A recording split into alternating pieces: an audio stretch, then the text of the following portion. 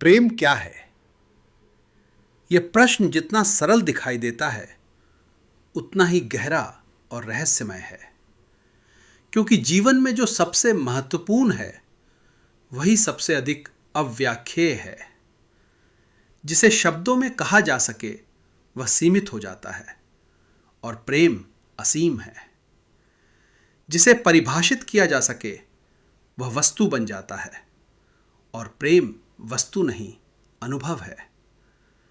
यदि कोई मछली से पूछे कि सागर क्या है, तो मछली चारों ओर देखकर कह सकती है, यह है सागर।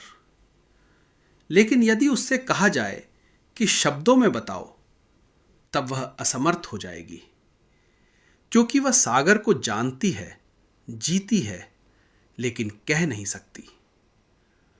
उसी प्रकार मनुष्य भी प्रेम को जी सकता है, अनुभव कर सकता है, उसमें डूब सकता है, लेकिन उसे कह पाना लगभग असंभव है। जीवन की सबसे बड़ी सच्चाइयां कही नहीं जाती, जी जाती हैं। मनुष्य का दुर्भाग्य यही है कि उसने जीवन को जीने के स्थान पर उसे समझने का प्रयास किया है और समझने के स्थान पर उसने उसे शब्दों में कैद करने की कोशिश की है। शब्दों का संसार सूखा है, अनुभव का संसार रसपूर्ण है। शब्दों में प्रेम की चर्चा होती है, अनुभव में प्रेम घटित होता है। और जब तक प्रेम घटित न हो तब तक सारी चर्चा केवल बौद्धिक खेल है। प्रेम क्या है, यह जानने के लिए प्रेमी होना पड़ता है। बाहर खड़े होकर प्रेम को नहीं जाना जा सकता। प्रेम के द्वार पर खड़े होकर प्रेम की व्याख्या नहीं होती।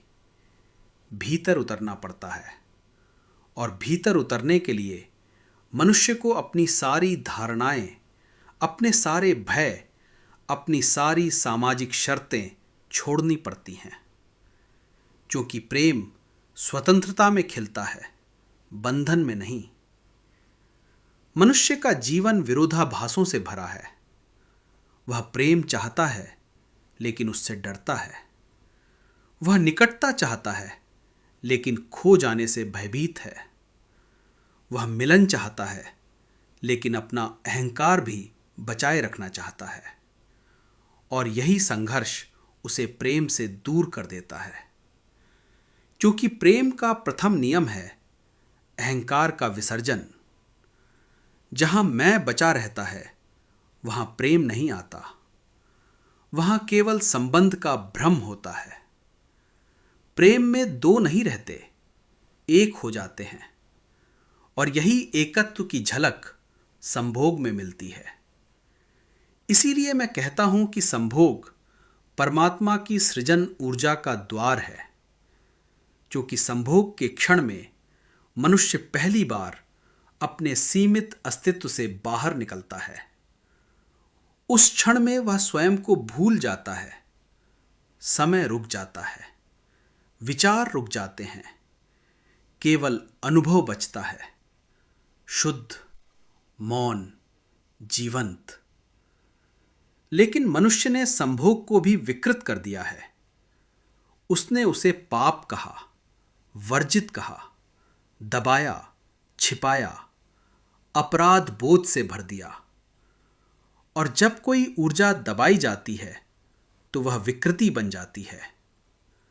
दमन कभी भी शुद्धता नहीं लाता, वह केवल विकार पैदा करता है।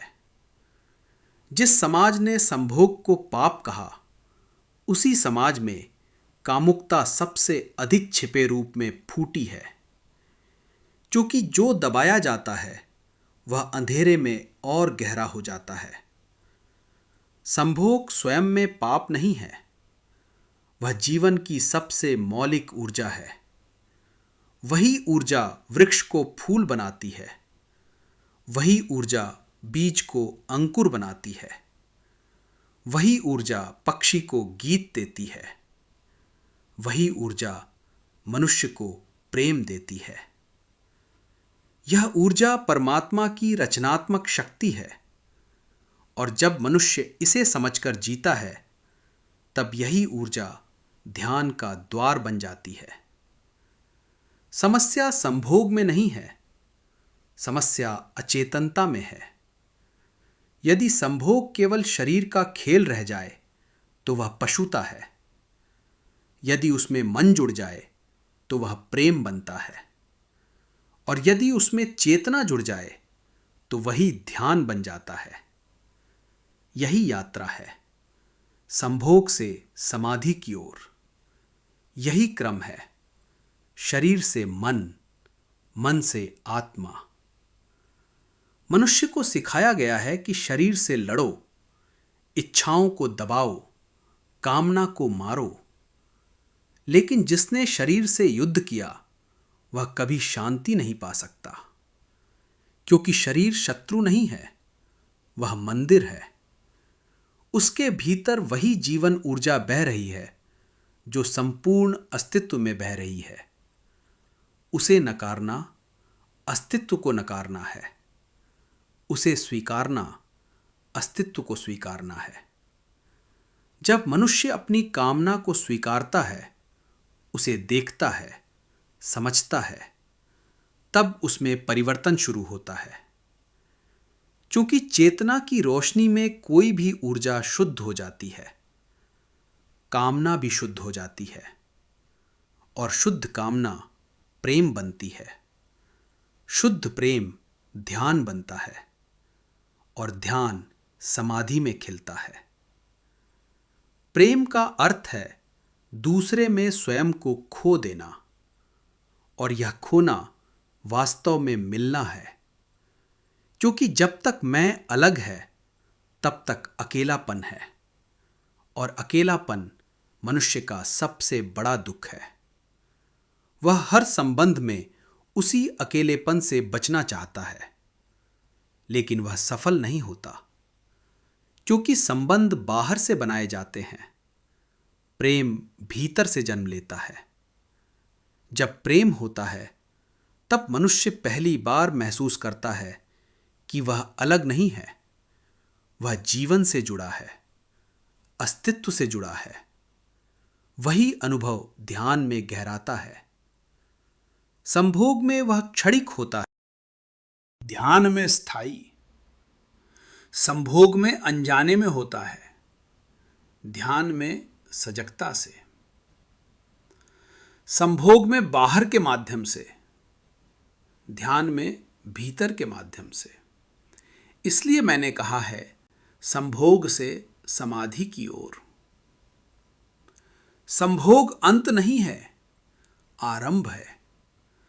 वह द्वार है, मंजिल नहीं। लेकिन जिसने द्वार को ही पाप मान लिया वह भीतर कैसे जाएगा? जिसने प्रवेश को ही रोक दिया वह यात्रा कैसे करेगा? मनुष्य के भीतर जो ऊर्जा है वह ऊपर उठना चाहती है, वह चेतना बनना चाहती है, लेकिन दमन उसे नीचे बांध देता है और भोग उसे बाहर फैला देता है। दोनों ही स्थितियां अपूर्ण हैं। दमन में ऊर्जा जड़ हो जाती है, भोग में ऊर्जा बिखर जाती है। जागरण में ऊर्जा रूपांतरित होती है। संभोग का रहस्य यही है, ऊर्जा का विसर्जन नहीं, विस्तार। यदि संभोग में मनुष्य सजग हो, उपस्थित हो, ध्यानपूर्ण हो, तो वह देखेगा कि उस क्षण में विचार नहीं होते, समय नहीं होता, अहंकार नहीं होता, केवल अस्तित्व होता है। वही ध्यान का मूल अनुभव है। इसलिए संभोग ध्यान का पहला प्राकृतिक अनुभव है। लेकिन मनुष्य उस अनुभव को पकड़ नहीं पाता, क्योंकि वह अचेतन होता है। वह केवल सुख की तलाश में होता है, और सुख के पीछे दौड़ने वाला कभी आनंद को नहीं पाता। आनंद तब आता है जब मनुष्य खोज बंद करता है, जब वह अनुभव में पूर्णतः डूब जाता है, जब वह स्वयं को भूल जाता है। प्रेम में भूलना ही मिलना है, संभोग में भूलना ही एकत्व है, ध्यान में भूलना ही समाधि है।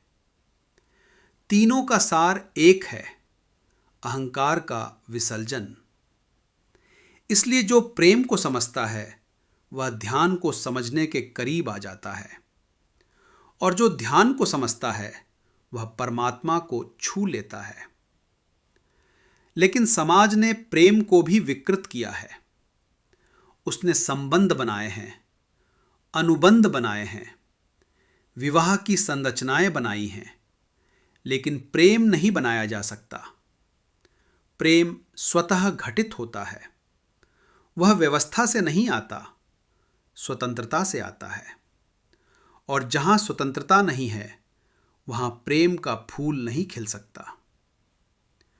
मनुष्य प्रेम चाहता है, लेकिन सुरक्षा भी चाहता है। वह जोखिम नहीं लेना चाहता, वह खोना नहीं चाहता। इसलिए वह संबंध बनाता है, प्रेम नहीं। संबंध स्थिर होता है, प्रेम जीवंत। संबंध सुरक्षित होता है, प्रेम साहसी। संबंध सामाजिक होता है, प्रेम अस्तित्वगत। और जब प्रेम नहीं होता तब संभोग केवल शारीरिक रह जाता है। तब उसमें गहराई नहीं होती, तब वह केवल तनाव मुक्ति बन जाता है, ध्यान नहीं।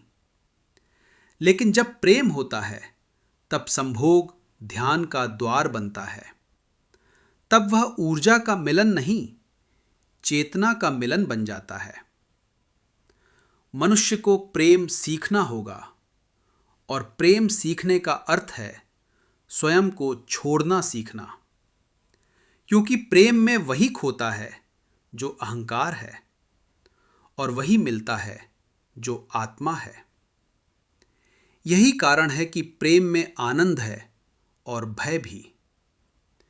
आनंद इसलिए कि मिलन है, भय इसलिए कि अहंकार टूटता है। लेकिन जो टूटने से डरता है वह बनने से भी वंचित रह जाता है, क्योंकि नया जन्म पुराने के मरने से आता है। प्रेम मृत्यु है अहंकार की, और पुनर्जन्म है आत्मा का। यही प्रेम का रहस्य है। मनुष्य के भीतर जो संभोग ऊर्जा है वही सृजन ऊर्जा है। उसी से जीवन जन्म लेता है, उसी से चेतना भी जन्म ले सकती है। यदि वही ऊर्जा केवल शरीर में रह जाए तो जीवन बनता है। यदि वही ऊर्जा चेतना में उठे तो आत्मा का जन्म होता है। इसलिए मैंने कहा, संभोग परमात्मा की सृजन ऊर्जा है। यह ऊर्जा शत्रु नहीं है, मित्र है। इसे दबाने की आवश्यकता नहीं, समझने की आवश्यकता है। इसे नकारने की आवश्यकता नहीं, रूपांतरित करने की आवश्यकता है। और रूपांतरण का मार्ग दमन नहीं, जागरूकता है। जब मनुष्य अपनी कामना को बिना दोष भाव के देखता है तब उसमें परिवर्तन शुरू होता है, क्योंकि दोष भाव मन को अंधा कर देता है और जागरूकता उसे प्रकाश देती है। और जहां प्रकाश है वहां परिवर्तन सहज है। संभोग का अर्थ केवल शरीर का मिलन नहीं है, वह ऊर्जा का प्रवाह है। दो अस्तित्वों का एक क्षणिक विलय है। उस विलय में मनुष्य पहली बार अनुभव करता है कि वह अलग नहीं है। वही अनुभव आध्यात्मिकता का मूल है। आध्यात्मिकता अलगाव को मिटाना है, एकत्व को अनुभव करना है। इसलिए मैं कहता हूं, संभोग को समझो, उससे भागो मत, उसे दबाओ मत, उसे सजग होकर जियो, क्योंकि वही ऊर्जा तुम्हें समाधि तक ले जा सकती है। वही ऊर्जा यदि नीचे रहे तो वासना है, ऊपर उठे तो प्रेम है, और ऊपर उठे तो ध्यान है और अंतिम में समाधि है। यही यात्रा है ऊर्जा की, यही यात्रा है मनुष्य की, यही यात्रा है संभोग से समाधि की ओर। मनुष्य के भीतर जो सबसे शक्तिशाली ऊर्जा है वही सबसे अधिक गलत समझी गई है, वही सबसे अधिक दबाई गई है और वही सबसे अधिक विकृत हुई है। और वो ऊर्जा है काम की ऊर्जा। ये वही ऊर्जा है जिससे जीवन जन्म लेता है। यही सृजन की शक्ति है, यही अस्तित्व की निरंतरता है और यही वो द्वार है जिसके माध्यम से मनुष्य स्वयं को पार कर सकता है। लेकिन मनुष्य को हजारों वर्षों से यह सिखाया गया है कि काम शत्रु है, काम पाप है, काम पतन है। और जब किसी ऊर्जा को शत्रु घोषित कर दिया जाता है तब मनुष्य उसके साथ युद्ध करने लगता है। यह युद्ध बाहर से नहीं, भीतर से होता है। मनुष्य स्वयं के विरुद्ध खड़ा हो जाता है। उसका एक भाग चाहता है, दूसरा भाग रोकता है। एक भाग आकर्षित होता है, दूसरा भाग भयभीत होता है। और यही आंतरिक विभाजन मनुष्य को टूटे हुए अस्तित्व में बदल देता है। जिस मनुष्य के भीतर एकता नहीं है वो शांति कैसे पाएगा? और जिसका मन ही युद्ध भूमि बन गया हो उसमें प्रेम कैसे खिलेगा? क्योंकि प्रेम विभाजित व्यक्ति में नहीं आता। प्रेम केवल उस मनुष्य में आता है जो स्वयं के साथ मैत्री में है। और स्वयं के साथ मैत्री का पहला चरण है अपनी ऊर्जा को स्वीकारना। काम ऊर्जा कोई साधारण शक्ति नहीं है। यह केवल जैविक आवश्यकता नहीं है। यह केवल प्रजनन का साधन नहीं है। यह उससे कहीं अधिक गहरी और रहस्यमय शक्ति है। क्योंकि वही ऊर्जा जो शरीर में संभोग बनती है वही हृदय में प्रेम बन सकती है और वही चेतना में समाधि बन सकती है। ऊर्जा एक ही है, उसके स्तर बदलते हैं। जैसे जल बर्फ बन सकता है, वाष्प बन सकता है, बादल बन सकता है, पर तत्व वही रहता है। वैसे ही काम ऊर्जा भी अपने स्तर बदलती है। नीचे वो वासना है, मध्य में प्रेम है और ऊपर समाधि है। अंतर केवल चेतना का है, अंतर केवल जागरूकता का है। मनुष्य ने गलती यह की कि उसने ऊर्जा को नष्ट करने की कोशिश की। लेकिन ऊर्जा नष्ट नहीं होती, वो केवल रूप बदलती है। यदि उसे दबाओगे तो वो विकार बनेगी। यदि उसे अचेतन में जियोगे तो वो वासना बनेगी। यदि उसे सजगता में जियोगे तो वो प्रेम बनेगी। और यदि उसे पूर्ण जागरण में जियोगे तो वही ऊर्जा समाधि बन जाएगी। इसलिए मैं कहता हूं, काम से लड़ो मत। लड़ोगे तो हारोगे, क्योंकि ऊर्जा तुमसे बड़ी है। वो अस्तित्व की शक्ति है, तुम उसका एक छोटा सा अंश हो। भाग से संपूर्ण को हराने का प्रयास मूर्खता है। लेकिन मनुष्य ने यही किया है। उसने अस्तित्व की ऊर्जा से युद्ध छेड़ दिया है। धर्मों ने काम को शत्रु घोषित किया, समाज ने उसे छिपाया, संस्कृति ने उसे अपराध बना दिया और परिणाम यह हुआ कि मनुष्य दोहरा हो गया। बाहर से नैतिक, भीतर से कामुक, बाहर से संयमी, भीतर से उबलता हुआ, बाहर से धार्मिक, भीतर से कल्पनाओं में डूबा हुआ। यही पाखंड मनुष्य की सबसे बड़ी बीमारी है। जिस समाज में काम को दबाया जाता है उसी समाज में कामुकता सबसे अधिक होती है। क्योंकि दमन इच्छा को समाप्त नहीं करता, उसे अचेतन में भेज देता है। और अचेतन में गई हुई इच्छा अधिक शक्तिशाली हो जाती है। वो कल्पना बनती है, स्वप्न बनती है, जुनून बनती है। और तब मनुष्य वास्तविक अनुभव से नहीं, कल्पना से जीने लगता है। इसलिए तुम देखोगे कि जिन समाजों ने काम को पाप कहा, वहां अश्लीलता अधिक है, क्योंकि दमन ऊर्जा को विकृत कर देता है। जो स्वाभाविक था वो अस्वाभाविक बन जाता है, जो सहज था वो विकार बन जाता है, और दो आनंद का स्रोत था वही अपराध बोध का स्रोत बन जाता है। मनुष्य के भीतर अपराध बोध भर दिया गया है। उसे बताया गया है कि उसकी कामना गलत है, उसका शरीर गलत है, उसकी इच्छाएं गलत हैं। और जब मनुष्य स्वयं को गलत मानने लगता है, तब वो कभी शांति नहीं पा सकता, क्योंकि शांति का आधार आत्मस्वीकृति है। और आत्मस्वीकृति तभी आती है जब मनुष्य स्वयं को दोष मुक्त देखता है। मम से कहता हूं, तुम्हारी ऊर्जा पवित्र है, तुम्हारी कामना अपवित्र नहीं है। वो अस्तित्व की ही अभिव्यक्ति है। उसे नकारना स्वयं अस्तित्व को नकारना है।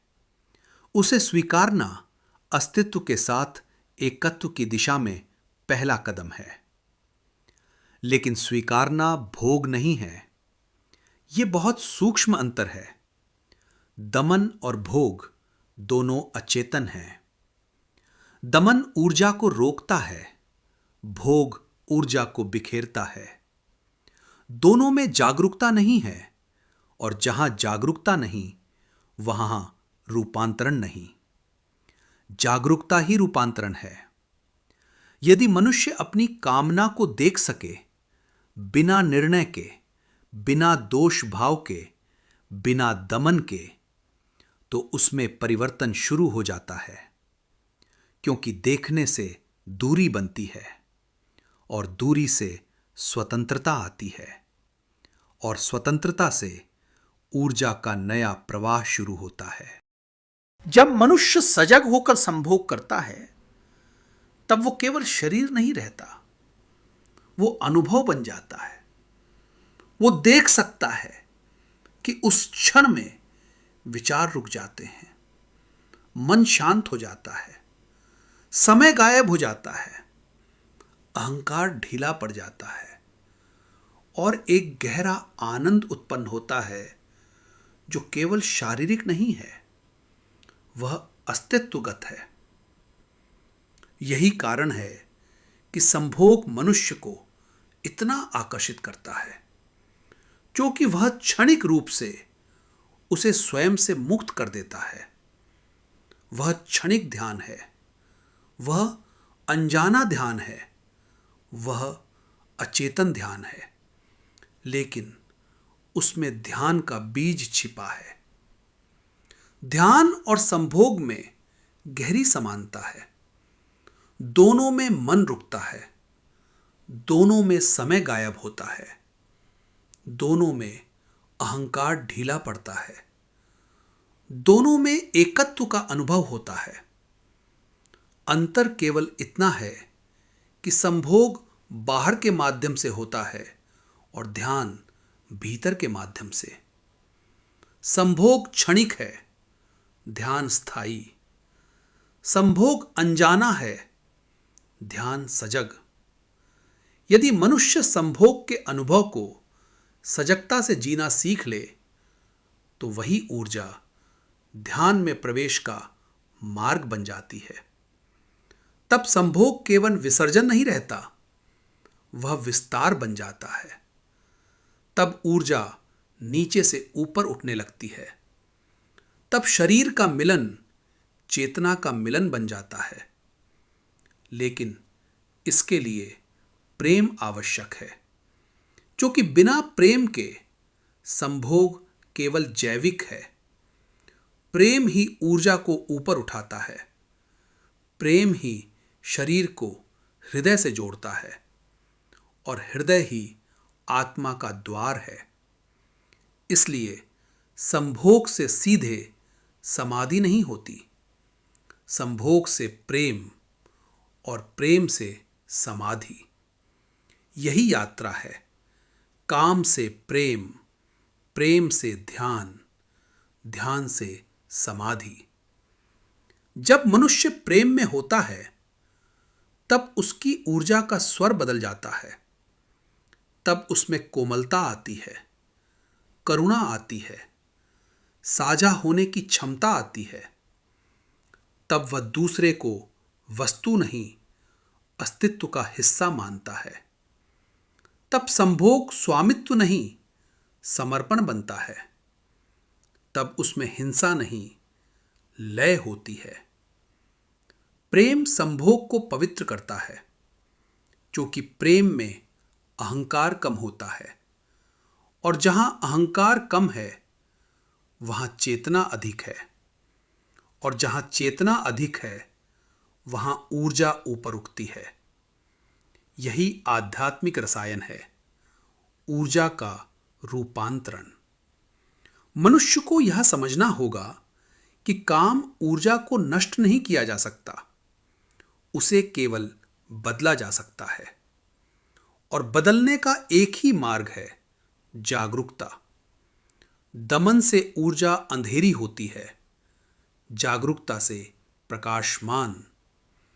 अंधकार में वह वासना है, प्रकाश में वह प्रेम है। इसलिए मैं कहता हूं, अपने भीतर की ऊर्जा से मैत्री करो, उसे शत्रु मत मानो, उसे समझो, उसे अनुभव करो, उसे सजगता से जियो, क्योंकि वही तुम्हारी मुक्ति का मार्ग है। वही ऊर्जा यदि अचेतन में है तो बंधन है, यदि सजगता में है तो मुक्ति है। मनुष्य की सबसे बड़ी त्रासदी यह है कि उसने अपने ही स्रोत से युद्ध किया है, और जो अपने स्रोत से युद्ध करता है वह कभी पूर्ण नहीं हो सकता, क्योंकि उसकी जड़ ही कट जाती है, और जड़ कट जाए तो वृक्ष सूख जाता है। प्रेम फूल है, काम जड़ है। जड़ को नकारोगे तो फूल नहीं आएगा। इसलिए मैंने कहा, काम को स्वीकारो, लेकिन अचेतन में नहीं, जागरूकता में, भोग में नहीं, ध्यान में। तब वही ऊर्जा धीरे धीरे ऊपर उठेगी, और एक दिन वही ऊर्जा प्रेम की सुगंध बन जाएगी, और फिर वही सुगंध समाधि की मौनता में विलीन हो जाएगी। यही रहस्य है काम ऊर्जा का। यही द्वार है संभोग से समाधि की ओर। मनुष्य की ऊर्जा की यात्रा काम से प्रेम तक पहुंचती है, लेकिन यहीं समाप्त नहीं होती।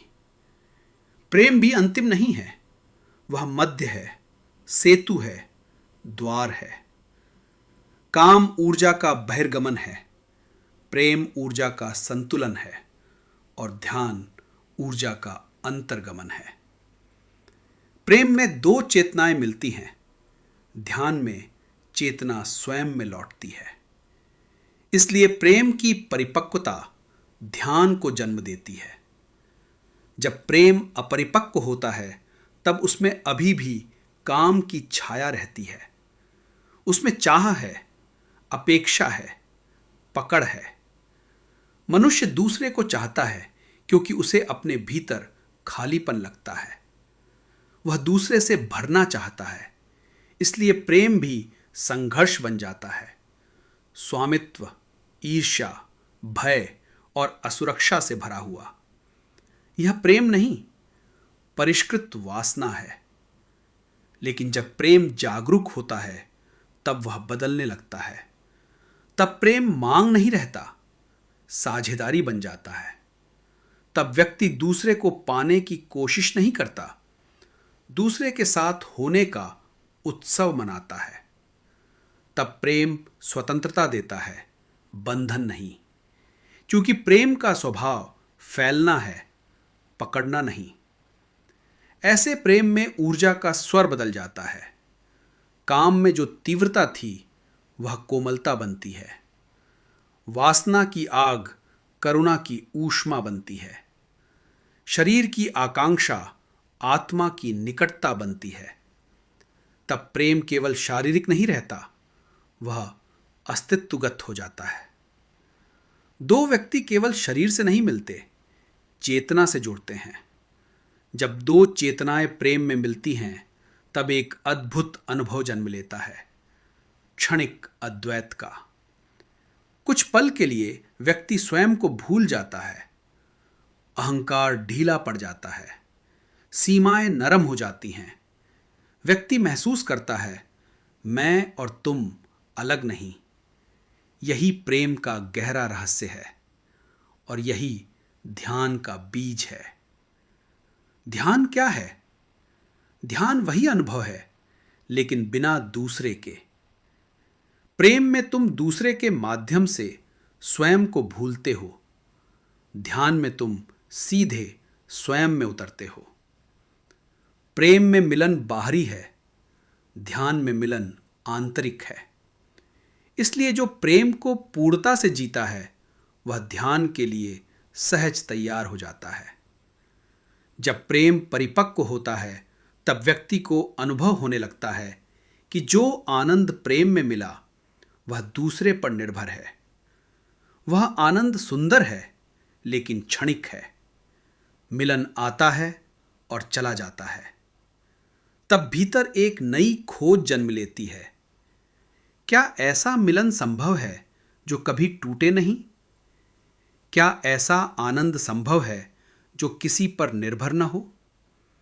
यही प्रश्न ध्यान की ओर पहला कदम है। तब व्यक्ति ऊर्जा को बाहर से हटाकर भीतर की ओर मोड़ता है। यह मोड़ना दमन नहीं है, यह समझ है। जैसे नदी समुद्र की ओर बहती है, वैसे ही चेतना अपने स्रोत की ओर बहती है। ध्यान में ऊर्जा स्थिर होने लगती है, विचार धीमे होते हैं, भावनाएं शांत होती हैं और भीतर मौन का आकाश खुलने लगता है। प्रेम में व्यक्ति दूसरे के साथ एकत्व अनुभव करता है। ध्यान में व्यक्ति अस्तित्व के साथ एकत्व अनुभव करता है। प्रेम सीमित अद्वैत है, ध्यान असीम अद्वैत है। प्रेम द्वार है, ध्यान घर है। इसलिए प्रेम को छोड़ना नहीं, उसे गहराना है ताकि वह ध्यान में बदल सके। जब प्रेम ध्यान में बदलता है, तब व्यक्ति अकेला होकर भी पूर्ण होता है। उसे किसी की आवश्यकता नहीं रहती। लेकिन प्रेम समाप्त नहीं होता, वह करुणा बन जाता है। अब प्रेम संबंध नहीं, स्वभाव बन जाता है। व्यक्ति किसी से प्रेम नहीं करता, वह प्रेममय हो जाता है। यही ऊर्जा का आरोहण है, काम से प्रेम और प्रेम से ध्यान। यही मनुष्य की आंतरिक रसायन विद्या है। जिसने इसे समझ लिया, उसने जीवन के रहस्य का आधा भाग समझ लिया। शेष आधा समाधि है, जहां ध्यान भी विलीन हो जाता है। जब ऊर्जा प्रेम से आगे बढ़ती है, तब वो ध्यान में प्रवेश करती है। प्रेम में ऊर्जा साझा होती है, ध्यान में ऊर्जा संपूर्ण रूप से भीतर लौटती है। अब व्यक्ति दूसरे के माध्यम से नहीं, सीधे अपने अस्तित्व में उतरता है। यही भीतर लौटना ध्यान है। ध्यान कोई तकनीक नहीं, ऊर्जा की दिशा का परिवर्तन है। सामान्यतः मनुष्य की ऊर्जा बाहर बहती है, वस्तुओं, संबंधों, इच्छाओं की ओर। ध्यान में वही ऊर्जा केंद्र की ओर मुड़ती है। यह मोड़ना बलपूर्वक नहीं होता, समझ से होता है। जब व्यक्ति देख लेता है कि बाहर का आनंद क्षणिक है, तब ऊर्जा स्वयं भीतर लौटने लगती है। ध्यान में सबसे पहले विचारों की गति धीमी होती है। मन जो निरंतर चल रहा था वह विराम अनुभव करने लगता है। विचारों के बीच अंतराल बनने लगते हैं। इन्हीं अंतरालों में मौन की पहली झलक मिलती है। यही मौन ध्यान का हृदय है, क्योंकि ध्यान विचारों को रोकना नहीं, विचारों के पार जाना है। जब व्यक्ति इस मौन में टिकने लगता है तब अहंकार ढीला पड़ता है, क्योंकि अहंकार विचारों से ही बना है, स्मृतियों, पहचानों, भूमिकाओं से। जैसे जैसे विचार शांत होते हैं वैसे वैसे मैं की पकड़ कम होती है। व्यक्ति अनुभव करता है, मैं विचार नहीं हूं, मैं अनुभव नहीं हूं, मैं भूमिका नहीं हूं। तब पहली बार शुद्ध साक्षी प्रकट होता है। यह साक्षी ही ध्यान का केंद्र है। यहां व्यक्ति देखने वाला बन जाता है, मन को, भावनाओं को, शरीर को। और जैसे ही साक्षी स्थिर होता है एक गहरी शांति उतरती है। यह शांति किसी प्रयास से नहीं, अस्तित्व से आती है। जैसे झील का जल शांत हो जाए तो आकाश स्वयं प्रतिबिंबित होता है, वैसे ही मन शांत हो जाए तो चेतना प्रकट होती है। यही अवस्था समाधि की दहलीज है। अभी थोड़ी सी द्वैतता बची है, साक्षी और दृश्य की, लेकिन दूरी अत्यंत सूक्ष्म है। जैसे दीपक की लौ और उसका प्रकाश अलग नहीं, वैसे ही साक्षी और अस्तित्व एक होने के कगार पर हैं। ध्यान का परिपक्व होना ही समाधि में विलय है। इसलिए ध्यान को लक्ष्य मत बनाओ, उसे परिपक्व होने दो। जितना व्यक्ति मौन में सहज होता जाता है उतना ही ध्यान गहराता है। और एक क्षण आता है जहां देखने वाला भी विलीन हो जाता है। वही समाधि का प्रवेश है। ऊर्जा की पूरी यात्रा अब पूर्ण होती है। काम में ऊर्जा बाहर गई, प्रेम में संतुलित हुई, ध्यान में भीतर लौटी और समाधि में अपने स्रोत में विलीन हो जाती है। यही मनुष्य की आध्यात्मिक परिपूर्णता है। समाधि कोई उपलब्धि नहीं, स्वभाव का उद्घाटन है। वह कहीं बाहर से नहीं आती, वह पहले से ही भीतर है। जैसे बीज में वृक्ष छिपा है, वैसे ही काम में समाधि छिपी है। ऊर्जा जब अपरिपक्व है तो वासना है, परिपक्व है तो प्रेम है, केंद्रित है तो ध्यान है, और पूर्ण है तो समाधि है। समाधि में अनुभवकर्ता समाप्त हो जाता है। वहां जानने वाला और जाना हुआ अलग नहीं रहते, केवल चेतना रह जाती है, अखंड, असीम, निराकार। यही ब्रह्म है, यही परमात्मा है, यही तुम्हारा वास्तविक स्वरूप है। इसलिए समाधि किसी और को पाना नहीं, स्वयं को पहचानना है। समाधि के बाद जीवन समाप्त नहीं, पहली बार पूर्ण होता है। चूंकि अब ऊर्जा अचेतन नहीं, जागृत प्रवाह है। प्रेम संबंध नहीं, करुणा है। कर्म प्रयास नहीं, लीला है। जीवन संघर्ष नहीं, उत्सव है। यही मुक्त मनुष्य का जीवन है। इसलिए आध्यात्मिकता जीवन से अलग मार्ग नहीं। वही ऊर्जा जो काम है, यदि समझी जाए तो प्रेम बनती है। प्रेम समझा जाए तो ध्यान बनता है। ध्यान परिपक्व हो तो समाधि बनती है। यही संभोग से समाधि की ओर की संपूर्ण यात्रा है। मनुष्य को कुछ त्यागना नहीं, समझना है। कुछ दबाना नहीं, रूपांतरित करना है। जागरूकता ही रसायन है। अचेतन ऊर्जा बंधन है, जागरूक ऊर्जा मुक्ति है। और जब ऊर्जा पूर्ण जागरूक हो जाती है, वही समाधि है। और यही अस्तित्व का अंतिम सत्य है। तुम वही हो जिसे तुम खोज रहे हो।